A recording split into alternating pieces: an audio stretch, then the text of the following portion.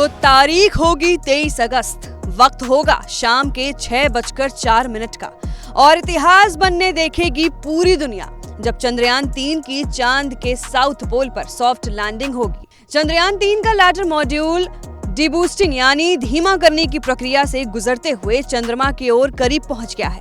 इसरो के मुताबिक ये लैंडर मॉड्यूल चांद की सतह से महज 25 किलोमीटर की दूरी पर है और फिलहाल ये चांद के चक्कर लगा रहा है। लैंडिंग साइट पर अभी अंधेरा है। आसान शब्दों में समझ लीजिए कि अभी चांद पर रात है और 23 अगस्त को सूरज निकलेगा और फिर रचा जाएगा इतिहास।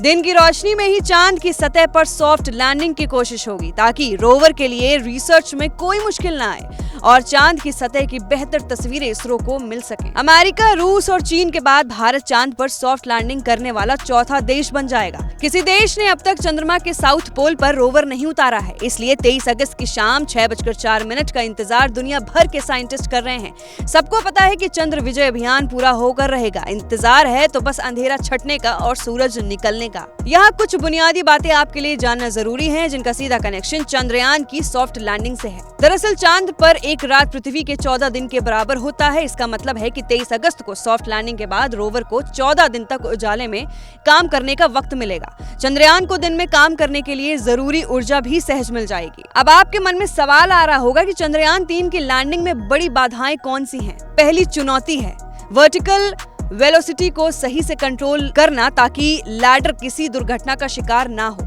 चंद्रमा की सतह पर बोल्डर और क्रेटर यानी गड्ढे होने की वजह से लैंडर के लिए उतरना मुश्किल हो सकता है। गड्ढे में सोलर पैनल को भी पर्याप्त धूप नहीं मिल पाएगी क्योंकि चांद पर कोई वातावरण नहीं है, इसलिए लैंडिंग में पैराशूट या ग्लाइडिंग से भी मदद नहीं मिल सकती। अब सवाल है कि अगर किसी वजह से लैंडर 23 अगस्त को उतरने में कामयाब नहीं हो पाता तो फिर आगे क्या होगा? तो जान लीजिए कि 28 दिनों के बाद लैंडिंग का प्रयास फिर से किया जाएगा और तब तक लैंडर को चांद की कक्षा में ही रखा जाएगा।